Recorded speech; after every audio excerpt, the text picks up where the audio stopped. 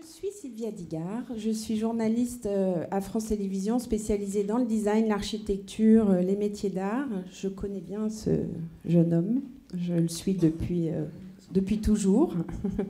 Et mon métier à moi, c'est vraiment de mettre en avant nos créateurs, leur trajectoire de travail et aussi de vie, parce que c'est ça qui m'intéresse. À mon tour, je vous souhaite la bienvenue. Je suis vraiment très très heureuse d'être là parce que en préparation de tout ça, j'ai appris plein de choses. Voilà. Mathieu, puisque... Sylvie. Tiens, c'est celui-là. Pardon. Oui, il ne va pas te mélanger. Ça commence. Sylvie. Est-ce que je dis vous ou est-ce que je dis tu On se dit vous, on va faire vous, comme à la télé. Allez hop. Avant le design donc, de la torche, du chaudron, de la vasque, qui vous ont fait super connaître, c'est pas connaître, c'est super connaître du grand public, vous aviez déjà une longue carrière avec un goût prononcé pour l'organique. Ça, c'est Joachim qui dit ça. L'interaction entre le design et la technologie, l'objet qui soigne. Moi, je pense au purificateur d'air Andrea, à la lumière demain est un autre jour pour une unité de soins palliatifs. Et aussi, d'une certaine façon, cette fameuse vasque, parce qu'elle nous a soignés. Elle a soigné nos cœurs. En 2023, vous avez ouvert la Factory, votre studio de design, showroom, atelier qui vous permet de maîtriser toute la chaîne de projet. Vraiment de l'intention de départ, parce que vous aimez bien... quand même que tout se passe sous votre œil. Et à la réalisation d'un objet, vous avez été élu créateur de l'année de Maison Objet, vous êtes exposé au MoMA à New York, au MAD à Paris, et vous avez eu 50 ans. Il n'y a pas longtemps. Ça, c'était pas utile. Franchement, le début était bien. Ah bah si, tu crois pas que... Hein c'était pas... Ouais. Alors, ouais, c'était pas ouf, ça. Qu'est-ce qu'on pourrait dire de plus, là, pour cette année 2024 ? C'est ouf. C'est d'avoir 50 ans ? Non, si vous voulez. Sur l'année 2024 ? C'était un vrai marathon, en même temps. C'était un marathon, mais qui était... étrangement, qui était assez peu stressant, qui était assez peu angoissant. Il y avait des gros enjeux, on pourra, j'imagine, en parler. Mais étrangement, grâce à peu près aux gens qui sont ici ce soir, il y avait une telle bienveillance et une telle confiance que... quel kiff. Ouais. Une évidence aussi, peut-être, au final, je ne sais pas. Ouais.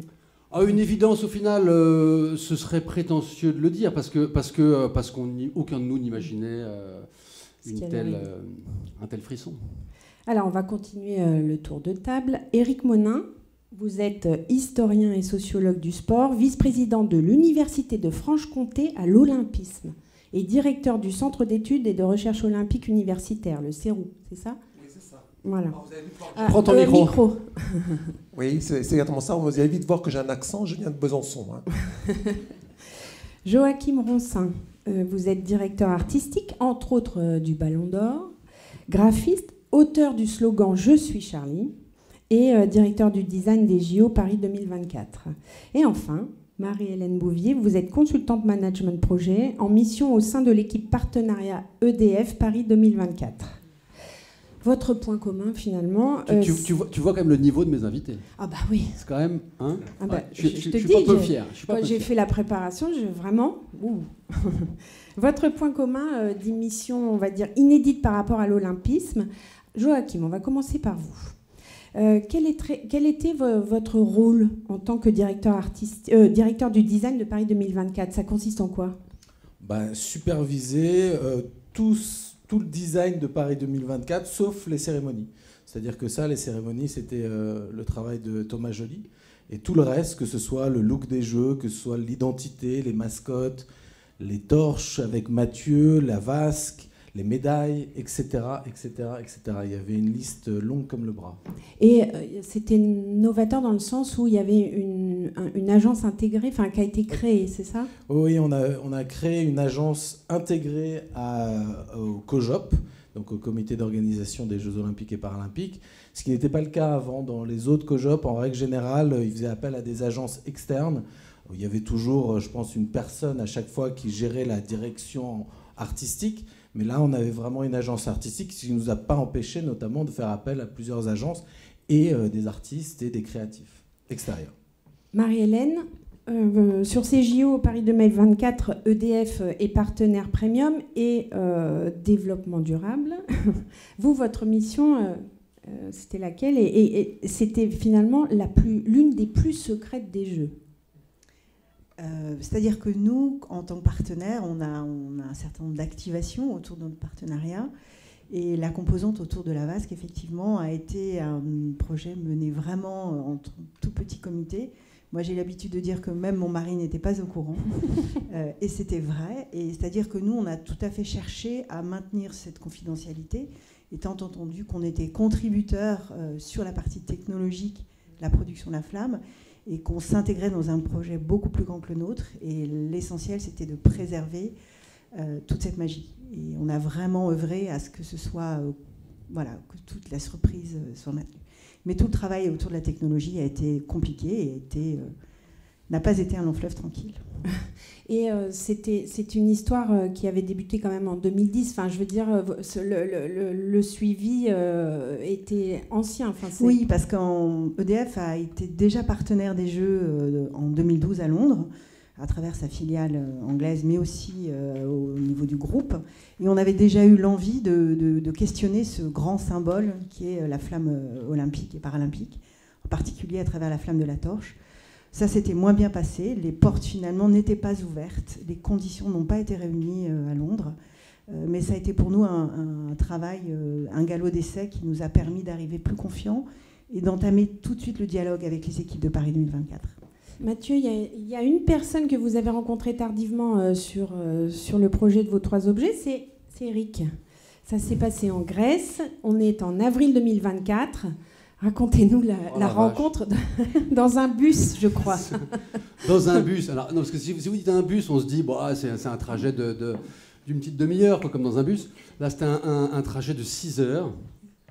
Pour rejoindre Olympie, qui est le berceau de l'olympisme, comme son nom l'indique, et là où a lieu une cérémonie assez incroyable, où on va en fait récupérer les rayons du soleil à travers une sorte de bol parabolique comme ça, et on va allumer le feu sacré, qui va être celui ensuite qu'on va se transmettre pendant toute la durée du relais. Et dans ce voyage, ce périple interminable, il y avait au siège devant nous, j'étais avec Cécile, mon épouse, qui est juste là, et il y avait ce monsieur qui est extraordinaire, mais avec qui il ne faut jamais partir en quart. Pourquoi parce que ça dure. Mais parce que c'est un puits de science, mais un puits sans fond. Donc, en même temps, du coup, ça passe plus vite. Alors oui, au début, c'est ce qu'on se dit. Au début, on se dit, c'est vraiment... franchement, quitte à passer 6 heures dans un car, autant qu'on apprenne des choses. Mais comme effectivement, il sait tout sur tout, et qu'il a un nombre d'anecdotes absolument incroyable, il s'alimente, on l'alimente au début, puis après il s'auto-alimente. Et donc on est arrivé à Olympie, épuisé, beaucoup moins bête qu'au départ, mais épuisé. Vous aviez pris des notes? Et au début, on s'est dit oui, puis au début, on écoute, puis à la fin, vous écoutez plus, parce que vous regardez le paysage de la Grèce comme ça. Et le problème, c'est que même quand vous le regardez plus, il continue à parler. Mais c'est la personne la plus... Il a bien fait de venir, en tout cas. Une des personnes les plus... les plus cultivées sur ce sujet-là, les plus attachantes par ailleurs, et donc effectivement on a beaucoup parlé, beaucoup échangé ensuite dès qu'on a effectivement révélé la torche et à travers les interviews, les médias, etc. Ou ensemble, Sylvie, dans des différents contextes, mais avoir le point de vue beaucoup plus historique qui permet aussi de dézoomer, parce qu'effectivement là on était en Paris 2024 et c'était extraordinaire, mais de pouvoir remettre aussi en perspective ces objets-là dans l'histoire des jeux modernes, mais plus largement des jeux de l'Antiquité, pour moi, c'était une chose passionnante. Donc ça va être épuisant pour vous, mais ô combien passionnant, j'en suis sûr. Prenez des notes. Bonne chance, Eric. Le pauvre. J'ose plus parler. Du coup, il n'ose plus parler. Si. Pouvez-vous... Je suis ennuyeux. Attendez, ma question, c'est pouvez-vous brièvement nous expliquer votre présence en Grèce à ce moment-là, justement? Donc j'y étais, voilà. Comment est-ce qu'un universitaire se retrouve sur un site olympique? Sur les sites olympiques. Alors, quand vous m'avez présenté, donc, je suis vice-président de l'université, mais aussi je suis membre du CIO, du Comité international olympique pour la commission éducation. Donc, transmettre en fait une éducation olympique par l'olympisme. Voilà, je suis vraiment très bref dans mes réponses. Hein. Non, mais... Et en fait, qu'est-ce qui s'est passé pour Paris 2024 ? Parce que Paris 2024 voulait faire quelque chose qui est assez inédit. C'était en même temps rendre hommage à une amitié incroyable avec les Grecs. Parce que, comme vous le savez sans doute, hein, la Grèce obtient son indépendance en 1829. Je fais un peu mon prof, hein, 1829. Et donc, grâce à qui ? Grâce aux Français, grâce aux Grecs, grâce aux Français, aux Russes et aux Anglais. Mais c'est surtout les Français qui ont permis de sortir du joug ottoman. Et là, en fait, les Grecs disent à Paris 2024, nous, on veut absolument témoigner notre amitié aux Français. Et donc, Paris 2024 me dit, comme tu vas beaucoup en Grèce, etc., nous serions très intéressés à ce que tu fasses que tu nous proposes des sites en Grèce. Donc on a identifié 34 sites là, pour dire merci aux Grecs de cette amitié. Les Grecs ont retenu 14 sites où la flamme olympique est passée, notamment à Nafplio, notamment dans le Péloponnèse, la première capitale de la Grèce libre. Et donc en fait ça s'est passé comme ça, c'est-à-dire qu'en fait la Grèce, j'ai été mandaté en quelque sorte par Paris 2024 pour identifier des sites pour dire merci, notamment avec l'école, notamment l'école française d'Athènes, notamment à Nafplio, mais également à Thessalonique et à bien d'autres. Voilà, ça s'est passé comme ça, et je me suis retrouvé dans le bus, voilà, avec Mathieu. Mais j'apprends à l'instant quand même que j'étais très ennuyeux. Oh Merci. non, pas du tout, c'est pas vrai. Non, mais c'était pour la blagounette, je pense. C'est plaisant, voilà. I'm joking. Donc, non, mais l'entièreté du car l'écoutait. vous rencontrez Mathieu, qui a déjà ses objets en tête, et qui sont même en cours de réalisation et réalisés. À ce moment-là, on a révélé que la torche. Ouais. Ouais. On est 3 mois avant les JO. Donc voilà. Oui. La torche est peut-être le chaudron du relais. Non, pas. Si, parce que je pense qu'effectivement, parce que tu fais une allusion... Oui, je fais une allusion parce qu'il y a quelque chose qui me frappe, c'est que, donc on va faire un petit peu d'histoire, mais en fait ce sont les nazis qui ont créé le relais de la flamme olympique. Regarde, je savais que tu allais dire ça. Donc c'est Eric Schliegen qui est en train d'allumer donc, tout cela. Donc la date clé c'est 1936. 1936. En fait les nazis sont fascinés par l'Antiquité grecque, les égyptienne, les étrusques, et en fait qu'est-ce que va faire Karl Diem, qui est en fait le grand réalisateur des Jeux de Berlin, avec notamment quelqu'un qui est le ministre de la propagande, qui s'appelle Goebbels. Ils veulent simplement, avec cette fascination, ramener l'esprit grec antique à Berlin. Et ils vont créer le premier relais de la flamme avec 3075 regards, 3075 km. Et là, ils vont imaginer une basque. Et cette basque, souviens-toi, c'est la question que je t'avais posée, cette basque, les nazis sont allés très très loin, ils sont allés carrément même ils sont allés copier le trépied, notamment du siège de la Pythie à Delphes. Et cette Pythie, donc, qui est assise sur un trépied, ah non, je croyais que tu allais mettre le trépied, non, mais là, tu mets autre chose. Est-ce que c'est ça ? Ouais, c'est ça, voilà. Donc en fait, les nazis vont créer ce fameux chaudron. Et là, je pose une question à Mathieu. Je lui dis, mais cette espèce de trépied que tu as fait également avec le chaudron, je lui dis, mais est-ce que tu avais idée notamment de la Pythie à Delphes ? Parce qu'en fait, les nazis l'ont copié. Ils sont allés vraiment, ils ont copié toute la symbolique de la Grèce antique. Et c'est là que tu m'as dit non. J'avoue, non. Bon, non. C'est pas ce que tu m'as dit. Tu m'as dit que tu n'étais pas dans le cas. Tu m'as dit que les nazis étaient pour toi une grande source d'inspiration. Tu n'étais pas invité dans le protocole. Mais non, absolument pas. Et j'ai découvert l'histoire quand tu m'en as parlé. Et donc je me suis plongé effectivement dans ces images-là une fois que tu m'as ouvert les yeux dessus. Ce qui est sûr, c'est que pour faire tenir une chose, 3 pieds, c'est le minimum. 3 pieds, c'est le minimum. Et 3 pieds, c'est toujours stable. C'est une chose qu'on sait. Si vous voulez faire un tabouret, faites 3 pieds, il sera toujours stable, quel que soit votre sol. Et en plus, effectivement, il y a dans la religion, dans beaucoup d'aspects, le trio, effectivement, toujours il y a une sorte de mystique, évidemment, autour du chiffre 3. Mais voilà, c'est un hasard, une coïncidence ou une intuition, je ne sais pas. Alors, pourquoi en fait on est venu à parler de ça ? Parce que moi il y a quelque chose qui m'a un petit peu déplu. Je suis assez cash de toute façon.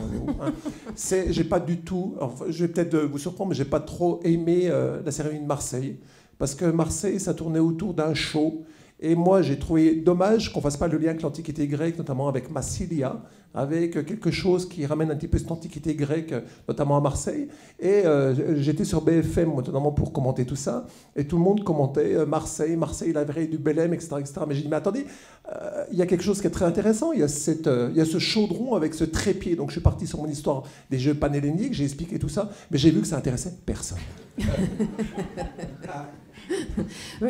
Alors attendez, Eric, quand même.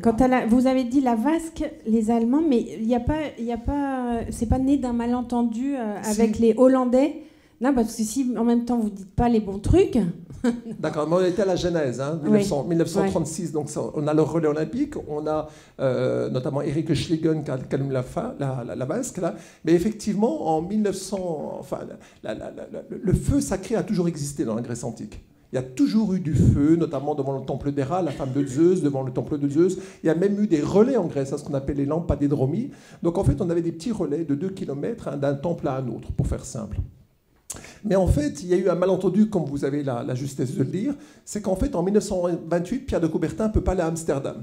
Et là, il écrit un petit mot, vous savez, une espèce de missive, il dit, écoutez, désolé, mais je suis malade, je ne peux pas me rendre notamment à Amsterdam, mais par contre, continuez à bien faire, ça y est, je commence à rentrer dedans là, mais surtout, continuez à faire vivre la flamme olympique. Et là, les Hollandais, un problème de compréhension sans doute, eh bien, ils disent, faut qu'on allume un chaudron comme à Athènes. Et ça y est. En 1928, nous avons en fait un chaudron qui est créé.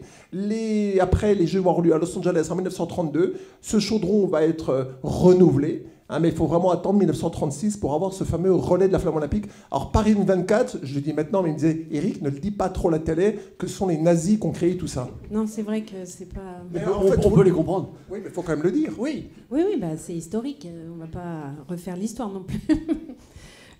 Alors, cette histoire de ce narratif de l'olympisme, il va se raconter entre autres à Paris et hors les stades, Joachim.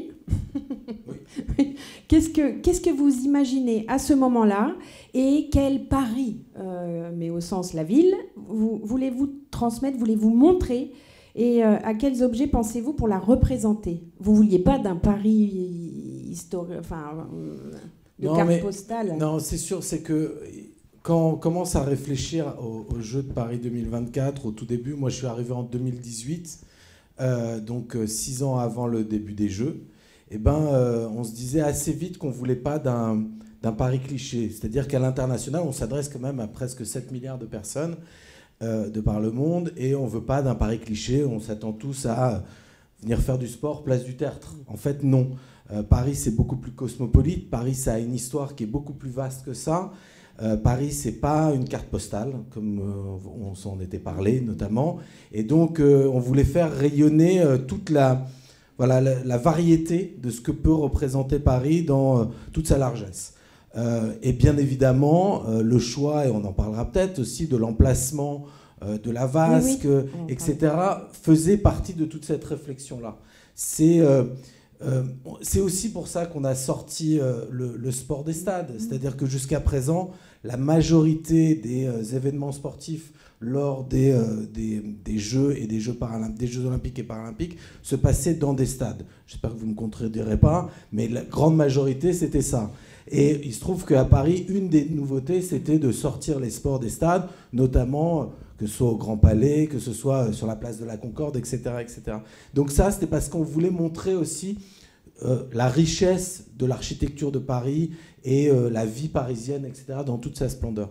J'ai répondu à peu près? Oui, non, c'est bien. Et aussi que c'était une compétition qu'elle est au-delà de... Enfin, que c'était au-delà d'une compétition parce qu'il y avait un message un peu sociétal, environnemental. Mais de toute façon, les Jeux olympiques et paralympiques sont toujours des événements extrasportifs. Ça ne concerne pas que le sport. Je pense que le dialogue, la discussion et le langage, c'est le sport, mais c'est un prétexte à aussi amener des messages de société, de responsabilité. Il y a tellement de choses qu'on veut raconter aujourd'hui au travers de l'olympisme et du paralympisme. Chaque édition, depuis un certain nombre d'années, veut promouvoir aussi la société telle qu'elle l'envisage. Et donc voilà, c'était le propre de Paris 2024 également. Mais ça veut dire que vous êtes tous mis autour d'une table en disant il faut parler de ça, enfin il faut que ça dégage ça, oui, ça, ou c'était finalement oui, comme bien ça, sûr, quoi. il y avait un certain nombre de valeurs intégrées à Paris 2024 qui faisaient partie aussi des briefs qu'on faisait auprès d'agences, d'artistes, de designers, de créatifs. On leur parlait de ces valeurs-là, après à eux de les traduire. Je pense que Mathieu a relevé haut la main ce truc. Ça vous parle, du coup, c'était finalement précis? Ou c'était un je ne sais quoi français, enfin aussi peut-être? Non, alors c'était précis dans la façon dont Paris 2024, je parle du cahier des charges, peut-être que je l'ai reçu pour cette compétition, parce que c'était un concours en fait où Joachim et ses équipes avaient présélectionné 10 ou 12 créateurs 10 dont ils aimaient le travail et qui voulaient interroger sur ces sujets-là. Et donc ils étaient à la fois assez précis dans la façon de se décrire. Voilà qui nous sommes, voilà cette personne Paris 2024, voilà ce qu'elle est, voilà ce qu'elle aime, voilà ses valeurs, voilà ce qu'elle veut défendre, etc. Et à la fois extrêmement laissant une grande liberté aux créateurs et une grande confiance du coup aux créateurs auxquels il faisait appel. C'est-à-dire que le cahier des charges de la Torche, cahier des charges stricto sensu, il tenait en gros en 3 lignes. Donc il y avait 10 pages sur voici qui nous sommes. Valeurs, et 3 lignes pour dire une torche olympique doit faire entre 60 et 70 cm de haut, elle doit faire moins d'1,9 kg pour être facilement portée, et la flamme ne doit jamais s'éteindre. Voilà. Et ensuite, ce qui était aussi beau que rare, c'est qu'on avait un commanditaire qui savait qui il était et qui n'essayait pas de dessiner à votre place. C'est-à-dire qu'il n'essayait pas, et c'est extrêmement rare, il n'essayait pas de dire, voilà, essayez de vous inspirer de Paris, essayez de véhiculer telle valeur, essayez de dire ça. Non. Donc ça, c'est une chance incroyable. Oui, après, on savait à qui on s'adressait aussi. On s'est adressé à quand même des grands créatifs. Les meilleurs. Voilà. Tu me ôtes les mots de la bouche. Justement, cette présélection de designers ou de agences, comment vous l'avez pensé? Les meilleurs, du coup? Ouais, enfin, les meilleurs, je sais pas. En tout cas, certainement ceux qui étaient le plus proches de notre univers, ceux qui allaient, à mon avis, avaient le plus de... C'est difficile de répondre ça comme ça, là, honnêtement. Mais si on veut être très honnête... Tu veux que je sorte? Non, mais c'est pas ça. C'est que ça fait un peu bizarre de dire ceux qui avaient pour nous le plus de sensibilité. Parce qu'il y a tellement de créatifs qui ont de la sensibilité, etc. Par rapport à ce que vous vouliez transmettre. Oui, exactement. Et je pense que, il se trouve, enfin, en tout cas, tous ceux qui ont participé à la hauteur de ce qu'on attendait. Il se trouve qu'il y en a un qui a fait un peu mieux que les autres. Et un qui a quand même été, et le seul, à proposer les 3 objets en une seule version. C'est-à-dire que c'est un peu fou. Ouais. Mathieu est le seul. En fait, on avait interrogé les créatifs sur les créatifs. Sur la torche. Et en fait, Mathieu est arrivé avec une histoire qui comprenait ces 3 éléments-là. Et déjà rien que ça nous avait montré à quel point il avait réfléchi à la globalité, à vraiment toute l'histoire qu'il voulait raconter. Et l'autre particularité, pour la plupart des designers, ils avaient apporté plusieurs projets. Mathieu est arrivé avec un seul projet. Et c'est gonflé de faire ça. Et, ça lui ressemble. Voilà. Il était convaincu, il n'a pas douté. Et il a eu raison. Si, bien sûr que j'ai douté. Bien sûr que j'ai douté. Oui, mais alors pourquoi ça? Pourquoi ces 3? Pourquoi proposer les 3? C'était une évidence. Il fallait raconter l'histoire dans la globalité, justement, comme disait Joachim. Oui, 3 chapitres. Ces trois éléments d'une même histoire. Alors, ils existent à des moments différents. Il y a effectivement la torche qui s'allume à Olympie, et puis ensuite qui fait tout ce parcours. Et puis, elle va ensuite croiser la vie de l'objet qui est au milieu, là, sur l'image, qui est le chaudron du relais, qui est cet objet, ce fameux trépied, mais qui est enflammé finalement tous les soirs pendant le relais, et puis ça finit par la vasque olympique. Donc c'est des objets qui sont déjà dans une forme de relais. Et donc il était évidemment important pour moi que dans cette transmission, il soit effectivement les 3 chapitres d'une même histoire. Donc sans qu'il soit une sorte de de déclinaison les uns des autres. Il fallait qu'on en sente à la fois évidemment en termes d'esthétique, évidemment, des liens de parenté, mais qui s'appuient un peu sur les mêmes piliers. Qui en gros, en résumé, était pour moi de jouer sur le soleil.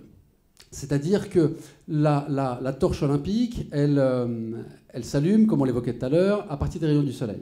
Et donc, il y a cette transmission, et puis ensuite, le feu se transmet dans le relais, et en bout du chapitre, il y a cette vasque olympique qui va reprendre finalement presque la route du soleil, comme si on ramenait la flamme venant de l'astre, et on l'a ramenée à son point d'origine.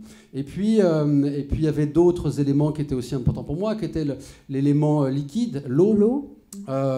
Qui était important pour moi parce qu'on savait déjà à ce moment-là que la cérémonie d'ouverture aurait lieu sur la Seine, donc évidemment la Seine était un élément important, la Seine faisant aussi le lien entre Paris et la Seine-Saint-Denis, qui sont les principaux sites olympiques, et puis la flamme arrivait depuis la Grèce par le Belém en bateau, allait ensuite aller jusque dans les îles, Martinique, Guadeloupe, donc l'eau était aussi importante, donc il fallait qu'on la retrouve, donc on la retrouvait à la fois dans la partie basse de la torche, on la retrouvait sur la base du trépied qu'on évoquait, et puis l'eau devenait finalement un des éléments fonctionnels, parce que c'est elle qui allait ensuite créer la flamme elle-même du chaudron.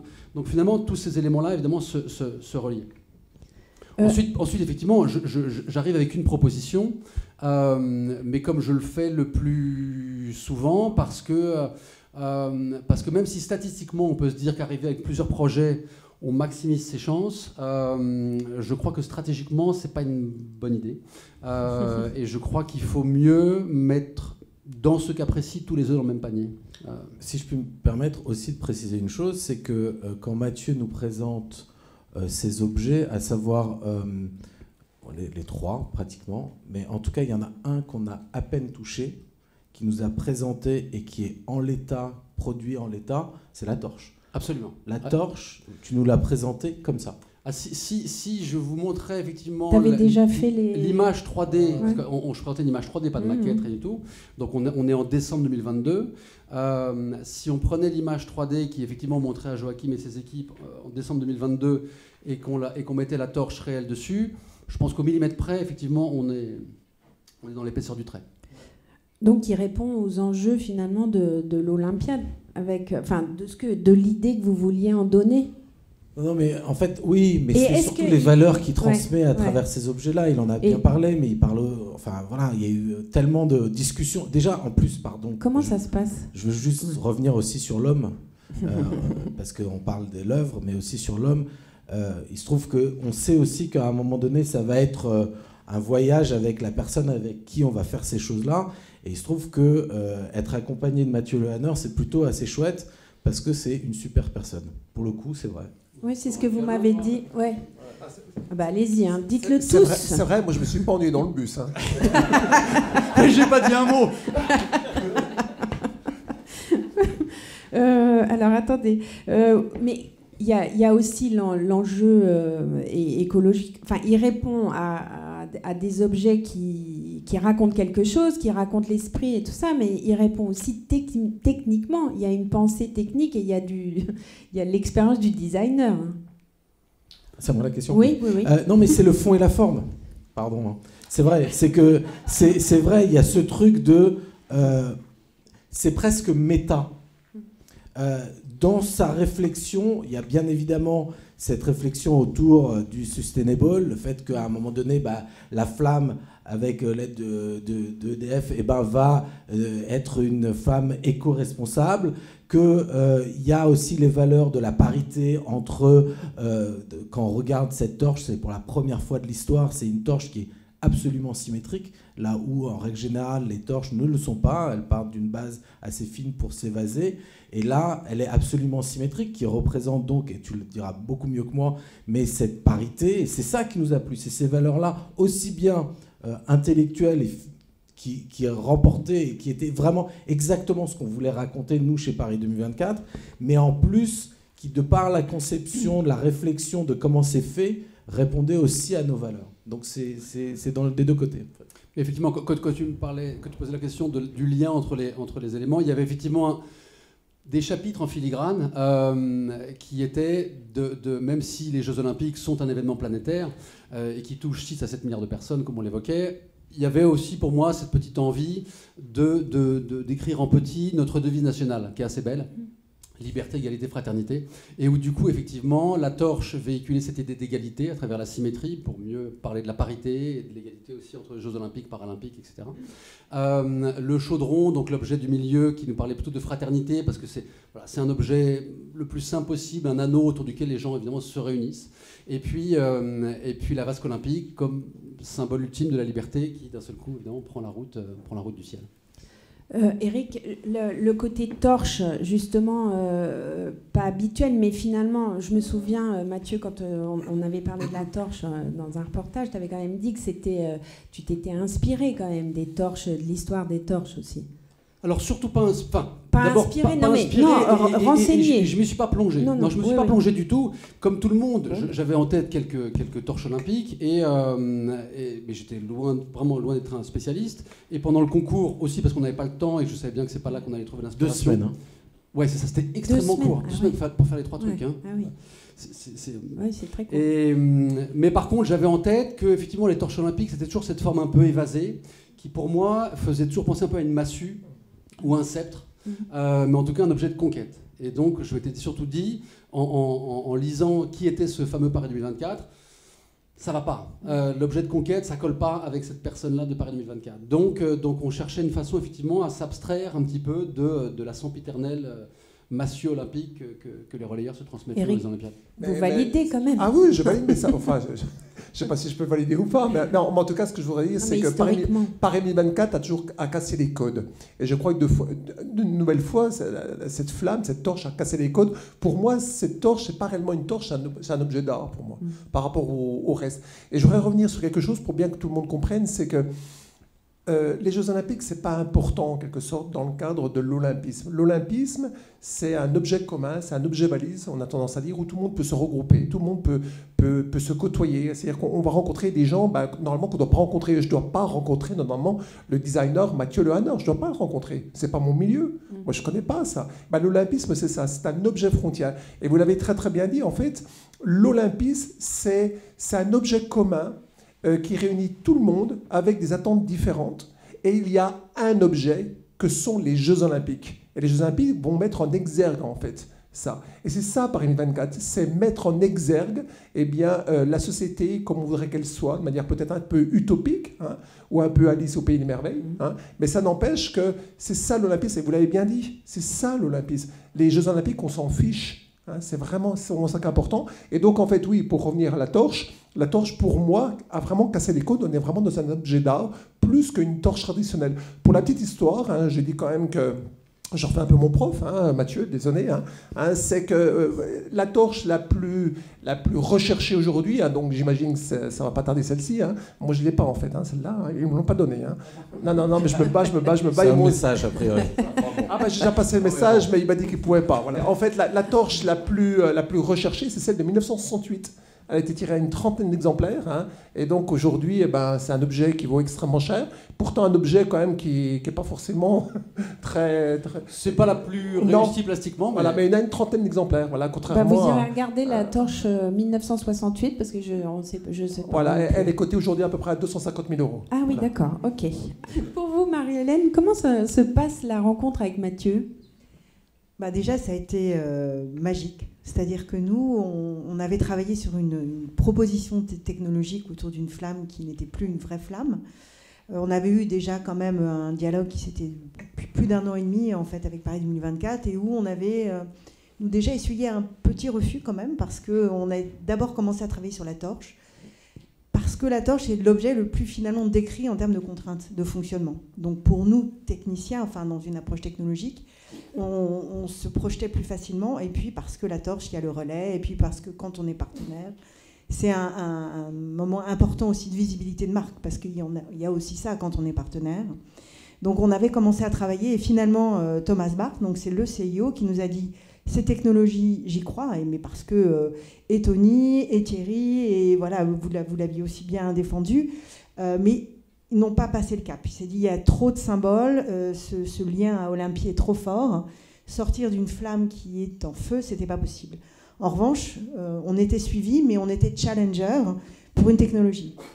Et quand on a vu le dessin de Mathieu, on s'est dit on est challenger, mais là on devient au cœur, on est centraux dans la faisabilité de ce projet magique, fantastique. Et on était, j'en suis encore émue aujourd'hui. Et puis c'est vrai que quand Mathieu nous l'a présenté, simplement et avec bienveillance, on s'est dit voilà, ça va être une formidable aventure, on doit y arriver.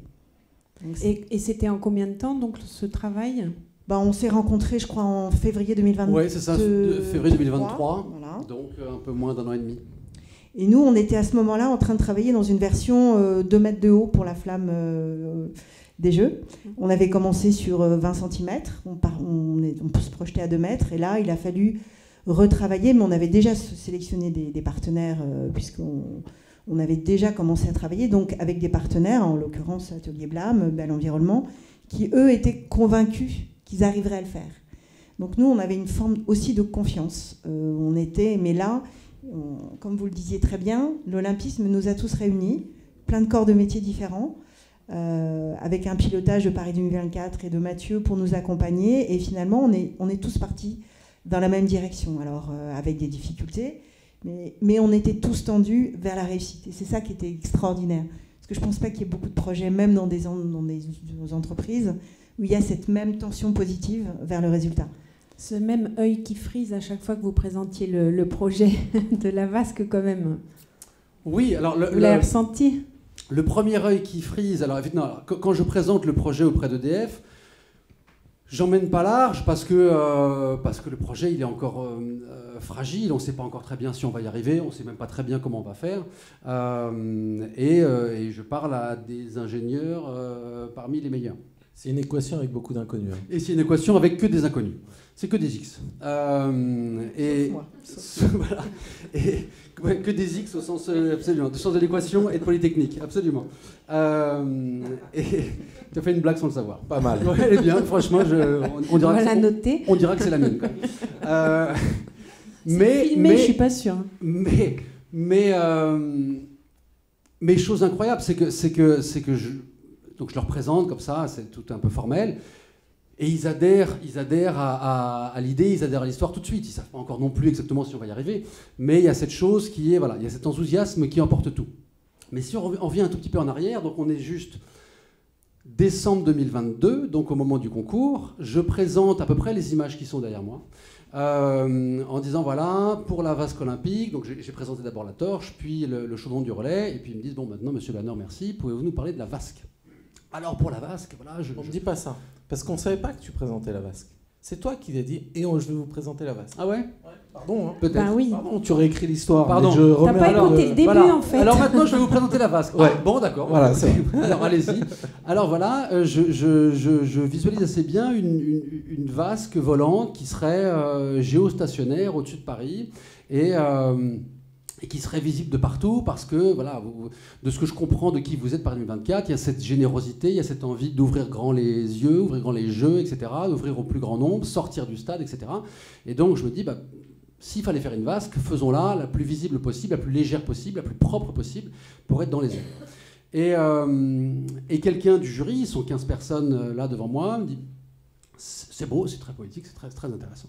Ils le disent avec un peu plus d'enthousiasme que ça, mais c'est un peu ça. Et ils me disent, et pour la flamme, vous avez une idée? Je dis, non, mais par contre, ce qui est clair, c'est que l'idée n'est pas de faire la flamme la plus grosse possible pour dire que la mienne est plus grosse que la tienne de tes précédentes Olympiades. Donc là, l'enjeu, c'est pas de faire une flamme énorme, mais donc je leur réponds de façon aussi candide que ça. J'imagine qu'on va pouvoir, je sais pas, mettre des tuyaux rigides ou souples qui vont amener du gaz à 60 mètres de hauteur. Donc, à ce moment-là, je n'ai aucune idée de la technologie d'EDF. Et donc, même je réponds... pas entendu parler, rien. Ah non, rien. D'accord. Et donc, de façon un peu candide, c'est très court, on a 15 jours ou 3 semaines pour réfléchir à tout ça. Donc, techniquement, je sais que ça tient vaguement la route, mais j'ai aucune réponse. Donc, et au moment où je leur dis, je pense qu'on va pouvoir mettre des flexibles pour mettre la flamme à 60 mètres de haut au-dessus de Paris dans un ballon sans pilote, au moment où je le dis, je me dis waouh, et je sais que j'ai pas un autre projet dans la besace, je me dis ça sent pas bon, mais je me rends compte quand même que dans le jury, et Thierry Reboul, qui est le responsable des cérémonies, ça n'a pas l'air rédhibitoire. Je me sens vraiment con à ce moment-là, mais je sens dans ses yeux que c'est pas rédhibitoire et je sens que l'œil frise un peu. Et en fait, ce dont je me rendrai compte après, c'est que lui est déjà en contact avec EDF, parce qu'EDF dit bah, nous, on a peut-être des solutions pour une flamme si vous nous ouvrez la porte, en gros, et si vous nous offrez la façon de pouvoir vous le montrer. Et donc, je pense que dans ces minutes-là qui suivent, il se dit mais en fait, il y a peut-être un truc à jouer entre cette idée un peu folle et la techno d'EDF qui peut-être pourrait mixer. Donc je quitte ce jury, mi-figue, mi-raisin, en me disant franchement, tu aurais dû mieux te préparer. Mais à la fois, je vois qu'il y a des sourires, donc je me dis c'est peut-être pas si grave. Alors justement, Joachim, il est sorti de la salle. On a tout de suite dit c'est ça. Donc voilà. Tu le savais pas, mais on a tout de suite dit vrai c'est ça. Ouais. Et c'est la vasque ou c'est le tout? Non, mais c'est la poésie de l'ensemble. Enfin, vous voyez quand il parle, vous voyez les images. Il y a une telle force poétique dans toute cette histoire qu'on ne peut être que conquis. Il y avait d'autres projets qui étaient intéressants, qui racontaient d'autres histoires, mais là, il y avait un truc à la Saint-Exupéry où on se disait, mais en fait, voilà, c'est magique. Vous parliez avec émotion tout à l'heure, moi rien que d'en parler aussi, il y a des émotions qui remontent. Je pense qu'on a tous été émus quand on est allé la voir aux Tuileries. Voilà, on ne pouvait pas se passer de ça, et on allait tout faire pour la faire en fait. Bah, alors, du coup, quand vous êtes en selle pour le projet, comment ça se passe? Parce que y a des enjeux, c'est pas aussi simple que ça, non? Alors, il y a des gros enjeux. Et le président d'EDF venait d'arriver peu de temps à ce moment-là, à peu près de façon concomitante. Ça, c'était un X aussi, c'est un autre X. Et quand le directeur du projet est allé lui présenter les choses qui commençaient à s'embarquer et pas encore le dessin de Mathieu, il avait dit « Notre partenariat sera réussi si vous réussissez la vasque ». Bon. Déjà, c'est vrai que oui, on se dit... Alors, bien sûr qu'il y avait une confiance, mais c'est vrai que nous, quand on a revu le dessin, immédiatement, on s'est dit « La flamme, on va s'en sortir » parce qu'on avait déjà commencé à tester. On s'est dit, après 60 mètres de haut, parce que là, il était aussi clair qu'on n'allait pas mettre toutes les machines en haut, parce qu'une des très grosses contraintes, pour nous, c'était la gestion du poids embarqué, et de l'équilibre, bien sûr, et de la pureté, et de la beauté de cet anneau. Et donc, en fait, il fallait que toutes les machines soient en bas. Donc, il fallait monter, alors là, c'était pas du gaz, mais quand même monter de l'eau sous pression à 60 bars, 70 bars, monter de l'électricité, et faire en sorte qu'on puisse avoir toute la machinerie de vapeur, de mouvement et de vie de la flamme qui soit là pour le coup embarquée. Donc c'est vrai que tout de suite nous, alors moi je suis pas ingénieur mais je trempais maintenant dans le projet depuis 1 an et demi et c'est vrai on s'est tout de suite dit le challenge il est là. Il est de faire monter ces fluides, en fait l'électricité étant aussi considérée comme un fluide, il fallait faire monter les fluides et s'assurer aussi de la vivacité, de la chaleur et de la poésie, rendre cette poésie vivante et ça a été notre challenge. Je vous mets une petite vidéo quand même pour un. Allez. Parce que peut-être qu'il y en a qui n'étaient pas au courant, mais la flamme de la vasque n'est pas une vraie flamme. Peut-être qu'il en restait qui pensaient que c'était une vraie flamme à base de gaz, une flamme chaude. Mais c'est une flamme qui est faite de lumière et d'eau. Non, parce que nous on le sait maintenant depuis longtemps. Oui, mais non, mais c'est vrai, tu fais bien de le dire. Oui, tout à fait. Il y en avait qui pensaient que c'était encore une vraie flamme. Oh la vache, ils ont bien bossé. Pas mal. Pour la sélection d'Atelier Blâme, nous on avait lancé un appel d'offres. Et la sélection de l'entreprise, on avait cherché on souhaitait une société française, mais qui avait déjà travaillé avec des designers et qui était aussi en capacité de manipuler l'eau et l'air. Et c'est vrai que le choix après, qui maintenant s'impose comme une évidence, on était super contents avec mon collègue du design de pouvoir, en plus sans passer par des appels d'offres européens, ce qui est théoriquement ce qui s'impose à EDF, pouvoir sélectionner cette société qui a participé de la magie. Et du coup, l'échange, il se passe comment Mathieu, comment le rôle finalement, là, c'est un peu chef d'orchestre, se met en place? C'est-à-dire, il y a le dessin, il y a les contraintes techniques, on revient dessus, on se dit, ça, on peut le changer. Joachim, on en parlait tout à l'heure, je pense que aussi, tes qualités, c'est l'écoute. Et là, c'est super important dans ce genre de projet. Avoir une idée, c'est jamais très compliqué. Le plus compliqué, c'est d'arriver à conserver la fragilité et la pureté d'une idée jusqu'à la fin. C'est ça, c'est le plus passionnant, mais c'est le plus difficile. Et c'est pour ça que la première chance que j'ai eue personnellement et pour la torche et pour la vasque, c'est qu'on a vraiment bossé avec les meilleurs des meilleurs. Et ça a été pour moi un plaisir vraiment incroyable, que ce soit sur la précision du brûleur de la torche, que ce soit la technologie de la flamme d'EDF.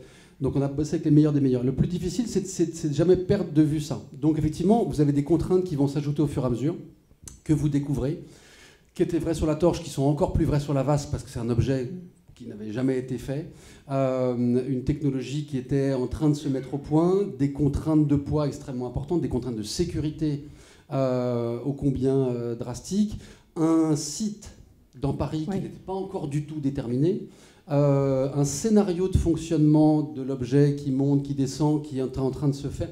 Donc, ça bouge tout le temps. Et pas possibilité de tout tester ensemble avant en plus. La cérémonie d'ouverture. Et impossibilité, choix, parce que impossible d'une certaine manière, de dire on ne va pas tester effectivement la vasque, c'est important effectivement de le rappeler, parce que vu l'ampleur de la chose, c'est 30 mètres de haut, 22 mètres de diamètre, on ne peut pas prendre le risque d'envoyer cet objet-là en l'air, même si on est au milieu de la pampa, parce qu'aujourd'hui au milieu de la pampa, il y a quand même toujours quelqu'un avec un téléphone. Donc on ne pouvait pas prendre ce risque-là. Donc on testait effectivement ce qu'on voit un petit peu sur la vidéo, des petits bouts par-ci par-là. Il y a une anecdote assez belle, c'est qu'une des dernières images de la vidéo, vous voyez peut-être il y a une grande grue et qui porte cette nacelle, ou qui est évidemment enflammée par une flamme faite de lumière et d'eau. Et donc on la teste, on n'est pas dans la pampa, mais on est au milieu de la Bretagne, il n'y a pas grand monde quand même, au milieu des champs, et quelques dizaines de minutes après, il y a les pompiers qui arrivent, toutes siréniolantes, persuadés qu'en fait il y a une grue qui est en train de prendre feu. Et donc ils arrivent avec le camion tout rouge, et on leur dit mais c'est pas un vrai feu. C'est gentil, je suis pompier, je vois que ça. C'est pas un vrai feu, c'est de la lumière et de l'eau. Donc là, on est assez fiers, c'est de la lumière et de l'eau, tu vois. Tu le dis comme ça. EDF, ils sont comme ça. Ouais, c'est de la lumière et de l'eau. Et donc là, on est quelques semaines avant de c'est vrai ce que je dis, hein, tu étais là. Quelques semaines avant d'installer. Mais on se dit c'est bon quoi, on tient le truc. Non pas que le but d'ailleurs c'était de nous dire comment faire que la flamme soit la plus ressemblante à la vraie flamme possible. Ça en fait partie, mais franchement, l'ambition qu'on se donnait, je crois qu'on n'y est pas trop mal arrivé, c'est qu'en fait, je pense que la flamme est plus belle, faite de lumière et d'eau, qu'une vraie flamme. Il n'y a pas de fumée noire. Plus vous approchez de la flamme, plus il fait frais. C'est plus écologique. Vous mettez la main sur le feu. Donc, il y a pas mal de trucs qui ne sont pas inintéressants. Marie-Hélène, vous disiez, vous avez vécu dans le secret, mais vous avez vécu en sous-sol aussi, pendant les jeux. Ah oui, pendant les jeux, oui, on a vécu, parce que c'est vrai qu'avec cette simplicité apparente, cette pureté du dessin et cette pureté aussi de la plateforme. On n'imagine pas, c'est pas une fourmilière, mais finalement, il y a beaucoup de gens qui travaillent pour que ça fonctionne tout le temps. La flamme n'a pas le droit de s'arrêter. Ça aussi, c'est un sacré défi. Et en fait, on a aussi des opérateurs. Alors, ce qui est intéressant aussi de dire, on avait une contrainte très forte qui nous avait été imposée par Thierry, qui était de dire, le jour de la cérémonie, je ne veux pas voir un opérateur dans le champ de la télévision. Donc ça voulait dire qu'il a aussi fallu à certains moments trouver des solutions futées pour pouvoir permettre un envol sans opérateur. On l'avait à la descente, hein, parce que ce câble qui amène toutes les fluides, il faut un peu le guider, mais il y avait aussi cette contrainte-là. Et puis il y avait en permanence, pendant toute la journée, en tout cas une bonne partie de la nuit dans la journée, nous, des techniciens qui s'assuraient du bon fonctionnement de l'eau, la pressurisation de l'eau, enfin la compression de l'eau, l'électricité, des petits bobos qui peuvent arriver forcément à toutes ces machines. Et il y avait aussi toutes les équipes du ballon, parce que c'était finalement, nous, on était tributaires du ballon. C'est lui qui va nous imposer le poids, c'est lui qui va nous imposer aussi le fait de pouvoir voler ou pas, d'être même dans la journée en position plutôt basse ou en position semi-envolée. Donc en fait, le ballon était notre driver. Et c'est vrai que ça a été aussi des métiers qui n'ont pas l'habitude de travailler ensemble. Les électriciens, les fontainiers, ils ne travaillent pas nécessairement avec des gens qui travaillent sur les ballons stationnaires. Et il a aussi fallu apprendre à travailler ensemble. C'est un très bon résumé. C'est-à-dire qu'effectivement, à la fin, le résumé, c'est qu'on va faire fonctionner un prototype qu'on n'a jamais testé pour la cérémonie d'ouverture des Jeux Olympiques.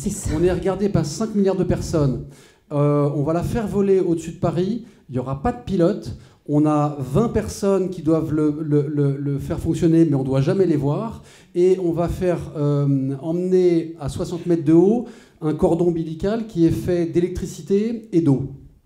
On a juste coché toutes les cases de tout ce qu'il fallait jamais faire. Stress, quoi. De tout ce qu'il fallait jamais faire. C'est pour ça qu'on a beaucoup pleuré aussi. Et c'est pour ça qu'on a ça a marché. Et c'est là et où, aussi. franchement, pour moi, le principal hommage est à rendre à Paris 2024, à Joachim et ses équipes, parce que pour faire un bon projet, il faut un bon commanditaire. C'est quand même, quand Paris 2024, Joachim, Thierry Reboul, Tony Estanguet disent on y va sur un projet comme la Vasque Olympique, ils sont pas idiots. Ils savent bien que ça va être extrêmement compliqué et qu'on a des grands risques. On a des gros risques. Si le soir de la cérémonie, on se souvient tous de la pluie diluvienne, si la vitesse de vent, elle dépasse le seuil, et sur des jours de grande pluie, ça arrive fréquemment, la Vasque, elle ne décolle pas le soir de la cérémonie. Donc on est regardé par 4 ou 5 milliards de personnes, elle ne décolle pas. C'est pas la même histoire, ils le savent. Alors pas de façon aussi précise de ce que je dis là. Mais donc il faut à un moment des gens capables de dire, on est conscient de ces risques-là, mais on va y aller. Est-ce que c'est pas ça qui a fait la magie de tout aussi, Joachim ? Alors oui, certainement, mais je pense que ce qui a fait qu'on s'est tous mis à pleurer, c'est que les planètes se sont alignées, que l'une des planètes, c'était la Vasque Olympique, et que tout s'est aligné, et on s'est dit, oh, c'est magique, il y a de la magie en fait. Il y a vraiment de la magie. Que ce soit avec le travail d'EDF, cette flamme qui n'est pas une flamme, ce truc qui vole, qui n'est pas censé voler, mais en fait qui vole alors qu'il pleut, qu'on a tout contre nous, qu'on n'a rien préparé en amont, enfin si, mais pas tout au même... Essayer, quoi. Voilà, tout essayer, tout ensemble au bon moment. Voilà, je pense, c'est ça qui est beau, c'est que je pense qu'il y a... Vous savez, quand on dit aux enfants, t'as mis quoi dans ta recette de cuisine ? Il y a ce petit ingrédient en plus, c'est l'amour. Là, il y a ce petit ingrédient en plus qui est la magie et qui fait que c'est inexplicable. C'est la magie de Mathieu, quoi. Et il y a le site aussi qui est magique. Alors, comment se fait le choix du site des Tuileries, Mathieu ? Alors en fait, l'histoire, c'est que je nous remets fin 2022 devant le jury. La question, est-ce que vous avez une idée ou est-ce que vous voulez la mettre dans Paris ? Non. Honnêtement, je n'en avais pas. J'avais pas eu le temps d'y réfléchir. Et alors, j'avais assez envie qu'elle soit au centre de Paris. Mais enfin, le centre de Paris, il est quand même assez grand. Donc, j'avais pas d'idée précise. Et surtout, pour être tout à fait honnête, lorsque je la présente fin 2022, pour moi, elle est en l'air. Elle est toujours en l'air. Sauf qu'on se rend assez vite compte, quand on rentre dans le processus du projet, c'est que, ok, elle est toujours en l'air, ça marche, mais on va tout mettre au point. Mais si la flamme, à un moment, s'arrête, c'est un problème. Et puis on comprend vite ensuite qu'on est très dépendant de la météo et des vitesses de vent, etc. Et donc c'est Thierry Reboul et les équipes qui me disent à un moment, Mathieu, est-ce que tu accepterais qu'on puisse trouver une façon que de temps en temps elle redescende ? Parce qu'en fait, ça nous permet, en cas de météo, elle ne décolle pas. Et puis en fait, on se rend compte, finalement c'est pas si idiot, mais c'est pas mon idée de départ. C'est pas si idiot parce qu'en plus du coup les gens vont pouvoir venir, la voir de près, et puis du coup elle décollerait le soir. Mais tout ça se fait finalement, c'est qu'à la fin, la magie dont on parle, c'est parfois des choix extrêmement factuels et nécessaires de contraintes, et qui en fait se révèlent, c'est-à-dire que si elle était restée en l'air, ça n'aurait jamais été aussi beau. Ce qui est beau, c'est l'envol en fait tous les soirs. Et donc les Tuileries ? Et donc les Tuileries, en fait, pour tout vous dire, pendant très longtemps, ça se départage entre la cour carrée du Louvre, qui est très belle, qui a beaucoup d'intérêt parce qu'elle est très architecturée, parce que ça nous protège un tout petit peu du vent, parce qu'en termes de jauge, c'est-à-dire que le nombre de publics qui peuvent venir la voir, c'est plus simple, ça coûte moins cher. Les contraintes de budget sont là pendant toute la durée du projet. C'est moins cher en gardiennage pour sécuriser le site. Donc voilà, pendant longtemps, on se dit c'est le cour carré du Louvre, ça peut être assez beau, mais on est un peu plus caché. Et puis il y a les échanges avec le Louvre. Et le Louvre, mais à un moment, propose de dire et pourquoi pas les Tuileries. Et donc, on ouvre un peu la page des Tuileries, on se rend compte aussi, alors on s'en était un peu rendu compte, l'image que je mets là, c'est ce que je présente pendant le jury, c'est que c'est aussi aux Tuileries qu'il y a eu les premiers vols habités, donc pour la première fois où des humains ont volé, c'est quand même pas rien. On est en 1783, et ça se passe entre autres aux Tuileries, ballon à air chaud, puis ballon à hydrogène, etc. Et là, je me souviens aussi bien que mon premier rendez-vous avec EDF, du premier rendez-vous avec le Louvre. Et là, je me dis, c'est pas gagné quand même, c'est pareil. Encore une fois, c'est un prototype, sans pilote, etc. Je ne vous la refais pas. Il est dingue ce rendez-vous aussi, non? Et il y a tout le cabinet de Laurence Descartes, qui est la présidente du Louvre, Laurence Descartes, la sécurité, etc. Bon, ouais, bien sûr, j'en suis, parce qu'on se dit, c'est pas gagné. Et c'est pas la franche rigolade, mais tout le monde est à l'écoute. Et je sens quand même une assez bonne bienveillance, une envie en tout cas, une envie. Et je découvre surtout que le directeur de la sécurité du musée du Louvre, on peut imaginer un peu, c'est pas les gens les plus marrants qui soient en général les directeurs de la sécurité, surtout d'un musée comme celui-là, mais je me rends compte que c'est celui qui a l'air d'être le plus partant, en tout cas, oui, actif dans le fait d'essayer de trouver des solutions. Il y en a qui disent, oui, mais on sait pas, il faut qu'on arrive à carotter le sol, parce que votre truc, ça pèse quand même quelques tonnes avec toute la plateforme, il faut qu'on arrive à carotter le sol, mais personne n'a des relevés du carottage de sol, parce que ça date de... et lui, il dit, on va trouver des solutions. Donc il est toujours force de proposition. Et il se trouve qu'à la fin de l'histoire, je le recroise par hasard à la fin de l'été, il vient sur le site des Tuileries, et on se reconnaît, on se salue. Et je lui dis, il faut quand même que je vous dise, j'ai jamais oublié le rendez-vous qu'on a eu ensemble au Louvre, et je voulais vous remercier parce que j'ai senti chez vous, et la preuve c'est en place, que vous avez considérablement aidé à ce que la chose se fasse. Et il me dit, c'est vrai. Et il me dit, je vais vous dire, on a terminé le rendez-vous, tout le monde est parti, et je suis resté dans ce grand salon du musée du Louvre avec la présidente du Louvre, Laurence Descartes, et Laurence Descartes lui dit, face à son chef de la sécurité, est-ce que vous pensez qu'on va pouvoir le faire? Et il dit, la question c'est pas est-ce qu'on va pouvoir le faire, c'est comment on va pouvoir le faire. Comment on va le faire? Comment on va le faire? Donc il avait tourné la possibilité que ça ne se fasse pas en... Non mais c'est pas la question. La question c'est comment on va faire pour que ça se fasse. Mais ça va se faire. Et donc c'est comme ce que je disais avec Paris 2024. Si vous n'avez pas sur votre route des gens comme ça, qui à un moment décident de dire comment on va le faire et pas est-ce qu'on va le faire, un projet n'existe pas. L'idée c'est facile, mais il faut que toutes ces personnes qui vont être sur votre chemin, que ce soit EDF, que ce soit votre commanditaire, que ce soit des gens aussi à haute responsabilité que quelqu'un de la sécurité, s'ils n'accompagnent pas, ça s'arrête, et on pleure pas, le soir de la cérémonie, ou on pleure pour d'autres choses, mais Céline Dion chantera toujours. Mais Joachim, le choix du site, c'est pour vous, c'est le même vécu? Oui, complètement. On parlait beaucoup au début de la cour carrée. Moi, j'étais assez, pour dire la vérité, j'étais assez mécontent de sortir de la cour carrée parce qu'il y a un truc qui est, moi j'aime beaucoup la symétrie, etc. Donc il y avait un truc qui était très symétrique. Ce grand ballon, ce grand ballon dans un truc carré, ça me plaisait. Il y avait un truc, voilà. Au final, je pense que je m'étais trompé sur ce truc-là, et tant mieux, parce que c'est... J'avais fait la même erreur que toi. Ouais. Je pense artistiquement, dans la cour carrée, ça aurait été sublime, parce qu'effectivement, elle est tellement parfaite. Et oui, ça faisait écrin. Tu vois, il y avait un écrin. Dire une petite porte, c'était quand même déjà des grandes portes, mais vous rentrez et bam, c'était la même chose. Qu'on avait peur, effectivement, Joachim et moi, de perdre une fois qu'on était dans le gigantisme du jardin des Tuileries. Oh, mais ça marchait très bien. Oui. Pour nous, en revanche, on était contents de sortir de la cour carrée. Nous, ODF, on était contents quand même que les gens nous voient. Voilà, parce que ça nous permettait en plus de cacher les machines. Voilà. C'est vrai. Et donc, les rendre invisibles, et ça nous donnait plus de liberté pour pouvoir intervenir. Donc, nous, on était ravis. Alors, séquence émotion, ou conclusion, comment vous expliquez cette émotion provoquée, justement? Est-ce que vous attendiez autant de réactions? Non, parce que moi, je me souviens, je ne l'ai pas lâché pendant des semaines, parce que je voulais la voir à la télé, je voulais le voir avant, je voulais le faire sujet avant, bref. Il me dit non, je peux pas, c'est secret, c'est hyper secret, tout ça. Et le soir, toute seule devant ma télé, quand j'ai vu ça, et Mathieu est venu en plateau témoigner le lendemain, je me suis dit, ah ouais, quand même. Et j'ai compris, et l'aspect secret, mais en même temps tout le travail derrière, parce que je connais ton travail, mais je ne saurais pas expliquer cette émotion. Vous savez l'expliquer? Pourquoi? Non, alors vas-y. Non.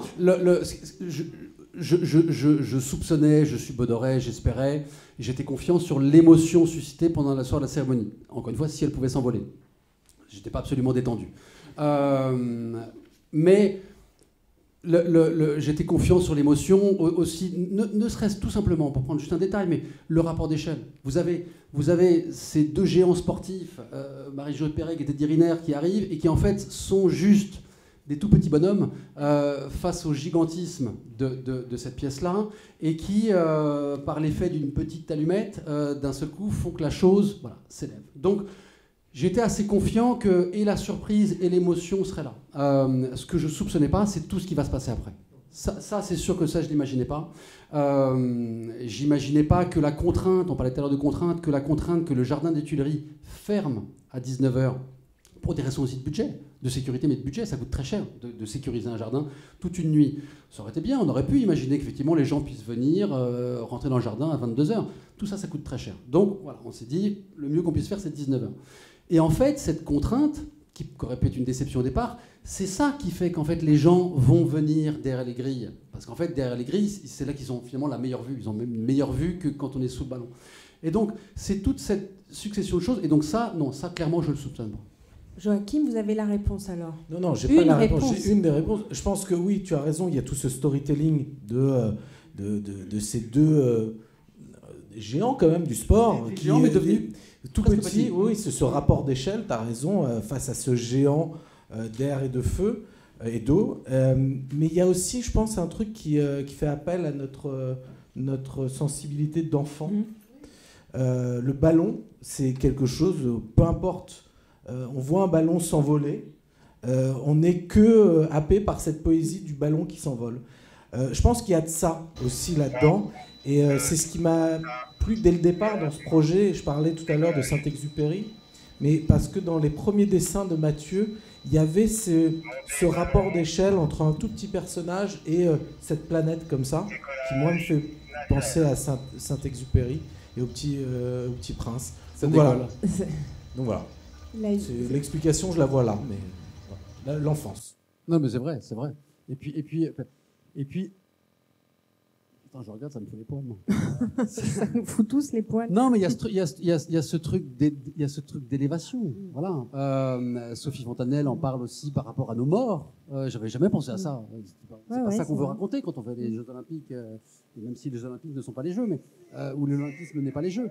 Mais il y a tout ça. Il y a effectivement, probablement, le petit enfant d'Exupéry et cette poésie qu'on a en tête, et à la fois peut-être nos morts. Voilà. Et ce truc un peu étrange qui relie tout ça. Eric, est-ce qu'il va y avoir un avant et un après des objets olympiques? Incontestablement. Alors, simplement, ce que je voudrais dire, moi, c'est qu'il y a beaucoup de gens qui m'ont dit qu'ils n'ont pas pu aller aux Jeux. Mais par contre, ils allaient voir un spectacle gratuit tous les soirs. Il ne faut pas l'oublier, ça. Moi, j'ai beaucoup d'étudiants à l'université qui me disent on n'a pas peur de billets pour X raisons. Et on allait voir un spectacle. Alors nous, moi j'ai la chance parce que je l'ai commenté sur une vertu pour Eurosport. Et donc en fait, on était devant nos écrans, j'étais avec Nathalie Péchala. Et puis en fait, on commente. Et puis tout d'un coup, on se dit waouh, ce clin d'œil au frère Montgolfier.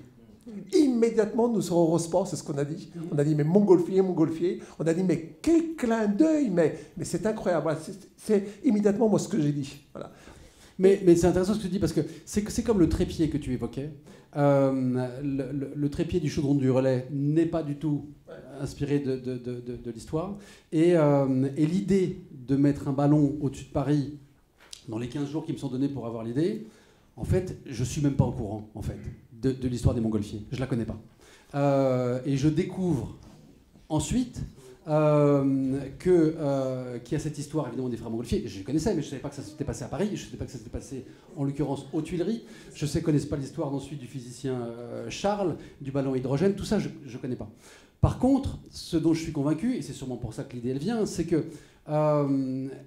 qu'on a cette connaissance, cet inconscient collectif du ballon. Et je pense que l'adhésion immédiate, le lendemain de cette chose-là, où en fait on vient quand même poser un objet qui fait 30 mètres de haut, un objet gonflable, qui n'a rien à voir avec le Louvre, rien à voir avec les Tuileries, et le lendemain matin, les gens disent « mais je l'aime, je le veux, je le garde ». Donc ils ont compris dans la seconde, c'est que je suis assez convaincu que, même si comme moi, ils n'étaient pas du tout spécialistes des vols habités, des Montgolfiers, des Jacques Charles, des ballons hydrogène, qu'il y a une sorte d'évidence qu'en fait, il doit y avoir un ballon ici. Je ne me demande pas pourquoi, je ne connais pas l'histoire, je ne connais pas les dates, mais il y a une sorte d'évidence. Donc je pense que moi, l'idée, elle vient par une sorte d'évidence, et le succès de la chose répond à cette évidence-là.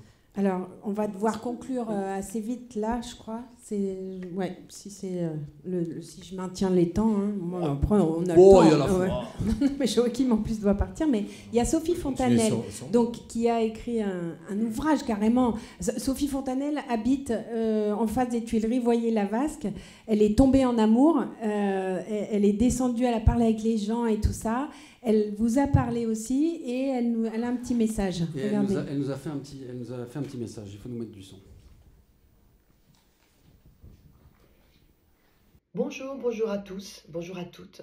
Je m'appelle Sophie Fontanelle. Mon métier à moi, c'est d'écrire. Et il se trouve que la vasque olympique, moi j'appelle la boule, j'ai découvert qu'elle était sous mes fenêtres. Et ça m'a fait quelque chose, d'abord qu'elle soit sous mes fenêtres, mais tout simplement qu'elle soit là tout court, pour nous tous. Et je l'ai regardée, je faisais même pas venir les gens chez moi comme on fait visiter, vous voyez, j'étais juste toute seule devant. Parfois je pleurais. Alors je me suis dit, mais pourquoi? Qu'est-ce qui se passe? Et comme j'écris, je l'ai dit, j'ai commencé à chercher ce qui se passait dans ma tête, qu'est-ce que ça me faisait. Alors j'ai fouillé. Je me suis dit que c'était une boule non violente, c'est un feu qui ne brûle rien, qui ne détruit rien. Je me suis dit que ça venait dans un monde où on était cerné. On a l'impression que les guerres ne peuvent pas s'arrêter, qu'elles peuvent que s'étendre. Et que si elles s'arrêtent, ce sera pour fabriquer tellement de haine qu'on ne va pas s'en sortir. On a l'impression qu'on ne va pas s'en sortir. Et tout d'un coup, on voit cette boule. Je n'ai pas fait que la regarder toute seule. Hein. Je suis aussi descendue en bas de chez moi. Je me suis mise dans la foule. J'ai vu les gens, ce que ça leur faisait. J'ai vu que ce que je ressentais, on le ressentait tous. J'ai parlé avec Mathieu Le Hanner. J'ai vu que lui aussi, il ressentait des choses insoupçonnées. Et tout cet insoupçonné, ben on pourrait peut-être carrément appeler ça un miracle, non? Qu'est-ce que vous en pensez? Bah oui. Hein. Elle est forte, hein?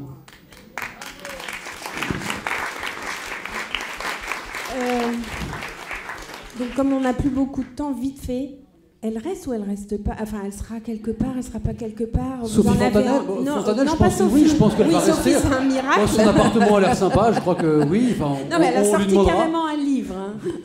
Oui, elle vient de sortir un livre là-dessus, un livre roman. qui s'appelle Couver un astre, qui est sur cette aventure qu'elle résume ici, c'est bien. Bon, je reprends ma question. Donc, Joachim, à votre avis, faut qu'elle soit quelque part ou pas? On puisse encore la voir ou pas?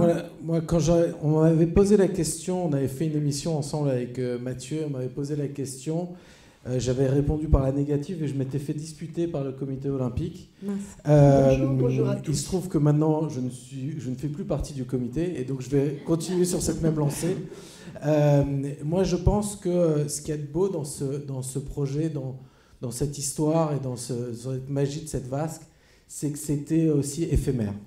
Et que l'éphémère fait partie de la magie, et que si on y a été, on l'a vu, et on a vu ce moment sublime, on a partagé ce moment, certains plus que d'autres parce qu'ils habitaient juste en face, mais je serais, moi, pour ma part, et je ne suis pas décisionnaire, mais partisan de ne pas la revoir, mais d'y repenser. Toujours. Marie-Hélène? Moi, je pense comme Joachim, à titre personnel. Et c'est vrai que je pense que c'est ce caractère envoûtant de cet objet qui nous a aussi tous habités. C'est tentant de vouloir le laisser, mais ça ne sera jamais pareil. Eric, en un mot? Alors, depuis quelques jours, on a ouvert le musée olympique à Rio. Et la vraie question, c'est Paris, quand est-ce qu'il va ouvrir? Donc voilà, c'est tout trouvé. Il faut le mettre dans le musée. Mathieu, rester, pas rester, on en a déjà parlé. Mais... Je ne suis pas non plus décisionnaire. Ce qui est sûr, c'est que pour ça, je mettais cette image-là. Tous les petits points que vous voyez là, c'est des téléphones. On avait les derniers soirs 45 000 personnes et avec la ferveur que Sophie Fontanelle décrivait si bien. Donc ce qui est sûr, c'est que on va jamais retrouver ça. Donc, ensuite, c'est toujours mémorial, pas mémorial, monument aux morts, pas monument aux morts, souvenir, pas souvenir. Ce qui est clair pour moi, c'est qu'à partir du moment où ça a été enlevé, parce que souvent ça a été comparé à la Tour Eiffel. Moi, je ne me compare pas à Gustave Eiffel, rassurez-vous. Mais il y a une petite... quand même. Parfois. Tu te la pètes Napoléon un aussi. peu. Un peu Napoléon. Attention là, tu te la pètes. Non, c'était souvent un argument de ceux qui voulaient la garder en disant la Tour Eiffel, regarde, elle ne veut pas rester, elle est restée. Mais elle est restée. Là, la vasque, elle a été enlevée. De toute façon, pour des raisons qui étaient décrites par Marie-Hélène. Techniquement, elle n'a pas été faite pour rester. Elle pourrait rester, mais il faut revoir beaucoup de choses. Donc, à partir du moment où ça a été enlevé, la remettre, ici ou ailleurs, moi je l'ai dit parfois, ma principale crainte, c'est si elle était remise quelque part, et que j'entende ne serait-ce que d'une seule personne, quelqu'un qui dirait « Eh les gars, c'est fini les jeux, c'était super, hein, il faut passer à autre chose ».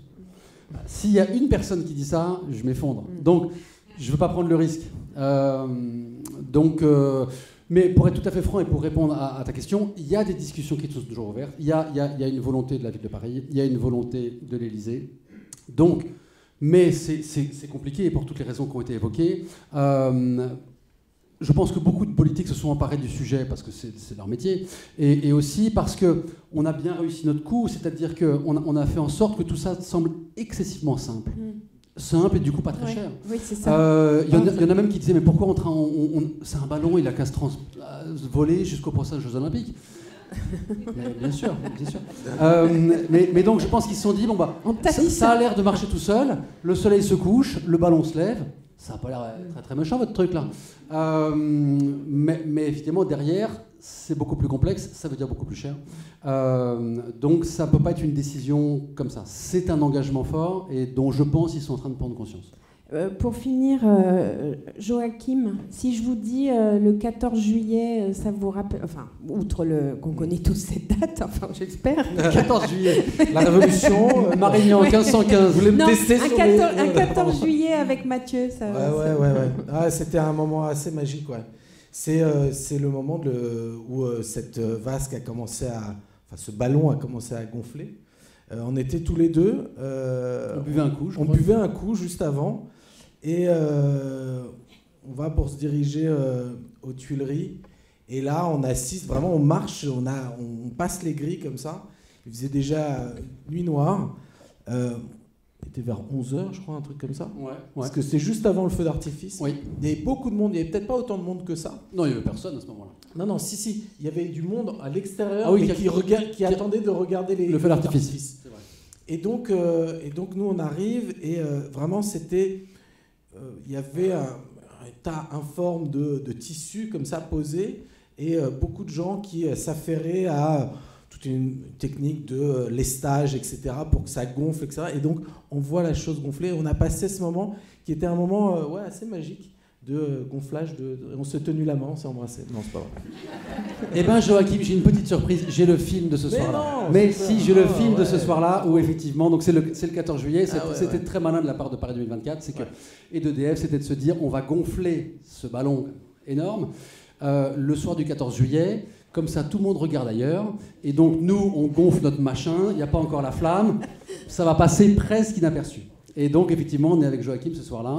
Et je dis pas de conneries. Hein. C'est ça.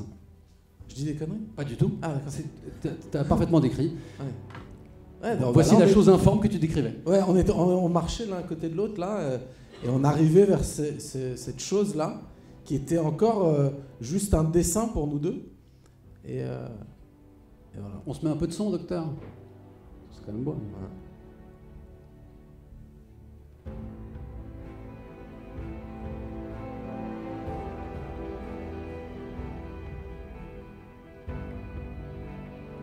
Et en fait, là, il y a des lestes tout autour.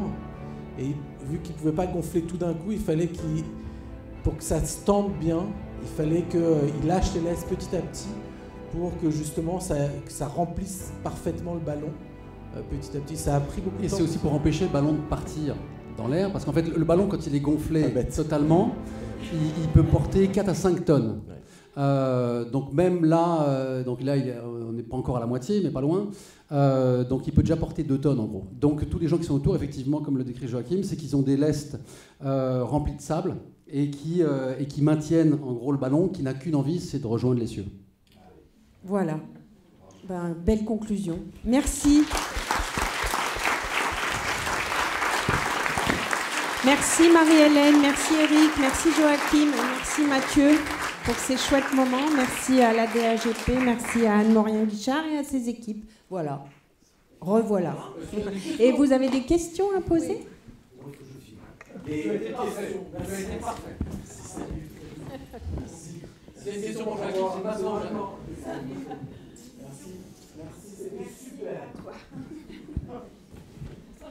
Vous voulez...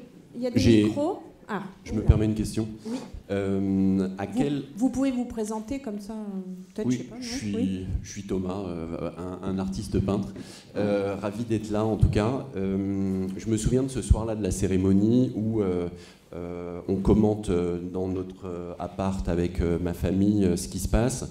Et on voit Philippe Catherine tout nu, Céline Dion qui chante, et on se dit il y a des trucs, on commente à chaque fois. Et quand il y a la flamme qui s'élève, c'est un silence absolu, et je vois ma femme et moi par exemple, on peut plus parler quoi. Et il y a des larmes qui se dessinent un peu autour de nos yeux. C'est un moment d'exception.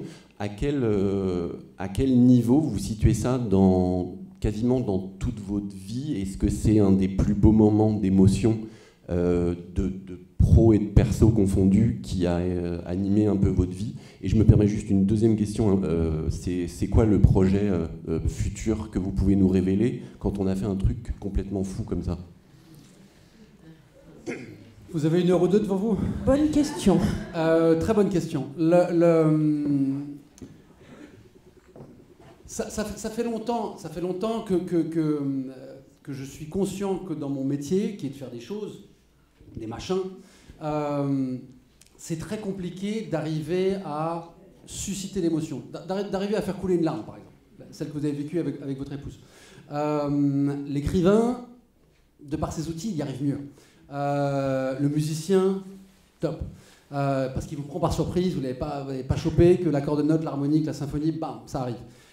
Dans notre métier, le vôtre artiste et le mien encore plus, parce que moi j'ai une dimension fonctionnelle qui enlève encore plus une couche d'accès possible à l'émotion, que c'est très difficile. Mais c'est une chose que j'essaye de faire depuis des dizaines d'années. Parfois on y arrive un petit peu, parfois pas trop, parfois ça fout un peu les poils, et voilà. Là, c'est sûr que j'ai réussi mieux que jamais à effectivement faire pleurer. Pour le dire très clairement, c'était mon objectif premier. Je voulais que ça fasse pleurer. Non mais, faire pleurer, ça veut dire quoi? Ça veut dire un moment, ça veut dire que j'ai pas envie que les gens voient ce monument qui s'envole en disant « Waouh, ils sont forts, EDF est puissant, qu'est-ce que la France est forte ?» Non, je veux arriver à prendre par surprise. Donc la surprise, on a réussi à bien la garder telle que tu l'évoquais. Et qu'on ne contrôle pas le machin. L'alarme qui vient, c'est ça, c'est que j'ai pas pu l'arrêter. J'ai pas mis les défenses nécessaires pour l'arrêter. Je suis seul, je suis en public, je suis en famille, je suis avec des amis, et ça arrive. Donc mon but, il était clairement là. Est-ce que j'y parviendrai dans d'autres projets? Pas devant des milliards de personnes, a priori. Mais c'est pas grave. Faire un projet comme ça, à la fois c'est beaucoup plus gros, beaucoup plus visible. Sans doute ce sera le plus beau de ma vie, en tout cas c'est un des plus beaux moments de ma vie, sans aucun doute. Mais ensuite, pour moi, je l'ai vécu aussi comme un musicien pop, c'est-à-dire que à un moment, vous levez le matin, vous avez une mélodie en tête, vous mettez au piano, vous essayez de composer un morceau, le soir vous avez une petite chansonnette et c'est super. Et puis un jour, vous avez mis le même cœur à l'ouvrage et ça devient un tube planétaire. Voilà. Donc oui, celui-là est devenu un tube planétaire. Mais honnêtement, j'y ai mis la même exigence, la même énergie, le même temps que pour beaucoup d'autres projets que personne ne verra jamais ou presque. Là, c'est sûr que ça me donnait une visibilité incroyable parce que c'est les Jeux Olympiques, parce qu'on a pu travailler avec les meilleurs des meilleurs. Mais du coup, le lendemain d'un tube planétaire, on se réveille, on a une petite mélodie en tête et on refait un morceau en fait. Et tout ça continue. Donc ensuite, ce moment effectivement de la cérémonie, ah ouais, ça restera parmi les meilleurs. Parmi les meilleurs. Moi, volontairement, j'avais pas voulu être dans le protocole, parce que le protocole était face à la Tour Eiffel, là où il y avait Tony Estanguet, les équipes, la présidence, etc. Et je savais qu'on était un peu loin de la vasque. Donc je m'étais débrouillé pour être sur la terrasse du musée d'Orsay. Donc j'étais au balcon. J'étais avec mon épouse, j'étais avec mes enfants, j'étais en apnée depuis une demi-heure, j'étais avec quelques personnes autour, et on se prenait la pluie comme tout le monde, mais c'est un moment, voilà, c'est un moment unique. Et ça me fait penser à ça. J'étais, entre autres, moi depuis très longtemps, je partage les projets les plus confidentiels avec mes enfants. J'ai pris l'habitude de faire ça, même quand je travaillais des marques de techno, où tout était aussi des accords de confidentialité par million, et vous ne pouvez rien transmettre. Et moi, je me suis toujours amusé, en conscience, à transmettre les secrets industriels et professionnels à mes enfants, même très jeunes. En disant, attention, tu ne dois rien dire. Tu te souviens, ma femme est là, elle peut en témoigner. Et ma fille, qui avait, je sais pas, 5 ans, elle dit, papa, ok. Je leur disais, voilà, il va y avoir un téléphone qui va sortir, c'est dans 3-4 ans, c'est pas maintenant. Le truc, il va faire ça, il va faire ça, il va faire ça. Tu ne peux rien dire. Mais même pas à ta meilleure des meilleurs amis. Ok, papa, ok. Et le soir, elle rentrait de l'école, tu confirmes. Papa, à un moment, il y a une discussion, il parlait du téléphone. Moi, je savais ce qu'elle allait sortir. J'ai rien dit, papa. Tout ça pour vous dire que, du coup, là aussi, je leur ai dit, bien sûr. Donc là, ils sont plus grands, ils ont 15 et 19 ans, mais ils étaient dans la confidence depuis longtemps. Je leur avais dit qu'ils ne pouvaient rien dire, mais c'est plus facile à cet âge-là. Ils ont signé un papier aussi. Non, on se fait confiance. Quand vous êtes détenteur d'un secret important, en général, vous le gardez. Et donc, ma femme connaissait effectivement ce qui allait se passer, eux aussi, et on était peu sur cette planète à savoir ce qui allait se passer. Et je suis à côté de ma fille, qui a 15 ans, et donc elle sait par cœur que le ballon va s'envoler, personne ne le sait, ou presque, et le ballon s'envole. Et là, c'est pas une larme, je sais pas les larmes que vous avez eues, mais c'est des sanglots qui arrivent de loin, quoi. Et c'est les sanglots de l'enfant, de l'adulte, hein, du spasme, d'une chose inconsolable d'émotion. C'est ce que je voulais. C'est clairement ce que je voulais. Et pour moi, ça a été le premier signe qu'il commençait à se passer un truc. Ça veut dire que même quand vous savez ce qui va se passer, il n'y a pas de surprise, il n'y a pas de « Oh, je m'y attendais pas, je sais très bien ce qui va se passer. Ouah, je suis quand même pris par surprise. » Et bam, ça arrive. Et donc là, ouais, je ne sais pas si je pourrais faire mieux, mais je l'ai vécu une fois, ça me suffit. Et donc le projet suivant ? Le projet suivant, on développe beaucoup de choses, mais je ne peux rien vous dire là, parce que je peux le dire qu'à mes enfants. Donc faites-vous amis avec mes enfants et... Non, ils disent rien. Mais normalement, c'est des tombes. Merci. Une autre question ? Et puis après, dernière question, oui. On suivra les échanges. Oui, on peut, Bonsoir. voilà. Alors donc désolé. Si, on prendra après. Vincent Linet, artiste. Je viens d'un autre monde, vous êtes dans le design, etc. Ma question, c'est surtout par rapport à un objet qui se fait tellement approprié aussi simplement et quasiment naturellement par tout le monde, qu'on qualifie de monument, etc. Votre position à vous par rapport à est-ce qu'il y a un sentiment de dépossession ? Enfin, quel est le ressenti par rapport à cet objet, cette fabrication ? Est-ce qu'il vous appartient encore ou est-ce qu'il vous a dépassé ou... Pour moi, il ne m'a jamais appartenu. Mais ça a été vrai aussi, ça a été vrai pour la torche. Peut-être un peu moins vrai pour la torche. En tout cas, la torche, j'ai pu la garder un peu plus comme étant la mienne, mon œuvre, un peu plus longtemps d'une certaine manière. La vasque olympique, le soir de la cérémonie, elle ne m'appartient plus. Et c'est tout à fait OK. Et c'est tout à fait OK, et c'est sans doute parce qu'elle ne m'appartient plus qu'elle appartient effectivement à tout le monde et qu'il y a cette adhésion. Donc pour moi, c'est une chose à laquelle évidemment j'ai contribué, ou j'ai allumé la mèche, mais j'en parlerai pas du tout comme une œuvre. Pas du tout. Je la mets... à la fois, je l'ai dessinée dans les moindres détails comme tous les autres, mais là, vous savez que c'est une chose qui ne peut pas vous appartenir. Et c'est bien comme ça. Hein. On prend juste la question de la dame, là, et puis après on arrête. Promis. Bonsoir, je m'appelle Christa, je suis graphiste. Alors avant toute chose, c'était une merveille de poésie. C'était fascinant de beauté. Et c'était aussi fascinant de beauté, c'est une question qui s'adresse à madame. Parce qu'en fait, toute cette technologie aussi était absolument cachée. Donc il y avait l'envol et l'élévation, mais on n'a rien senti. Donc moi, j'ai une question, c'était où ? Vous avez creusé, vous avez... parce qu'on ne voyait rien. Et donc ça permettait totalement le rêve pour tous, en fait. C'est malgré tout assez simple, parce que Mathieu le disait, c'est de l'eau, de l'air et du vent. Donc on avait des machines qui compressaient l'eau et on amenait de l'électricité, de l'air et du vent. Et donc on amenait l'électricité pour allumer des projecteurs. On avait de l'air qui était projeté et avec des ventilateurs, ça faisait le job. Donc en fait, cette simplicité, je pense que c'est aussi la très des belles choses, c'est que pas besoin de savoir ce qu'il y a derrière. C'était en dessous. Non, c'était alors un compresseur. Il faut imaginer que je sais pas si je peux revenir en arrière. Parce que déjà qu'en avant j'ai du mal, en arrière j'en parle même pas. Si, ça. Ouais. Là où la vasque est posée, vous avez cette plateforme qui sort du bassin, donc je sais pas, on devait être à peut-être 1,50 m, même 2 mètres. Mais on a encore de l'espace en dessous. C'est-à-dire qu'en fait, on a recréé un faux bassin sur le bassin. En fait, on a créé un miroir d'eau qui fait 5-6 cm, donc qui arrive exactement à la hauteur de l'eau habituellement dans le bassin. Et donc, on vient du coup utiliser tout on a encore 1 mètre en dessous. Et donc, sous la plateforme de la vasque olympique, du ballon, vous avez les équipes qui sont là et qui tiennent debout. Là-dessous, vous avez 2,20 m, 2,30 m, donc vous êtes assez bien.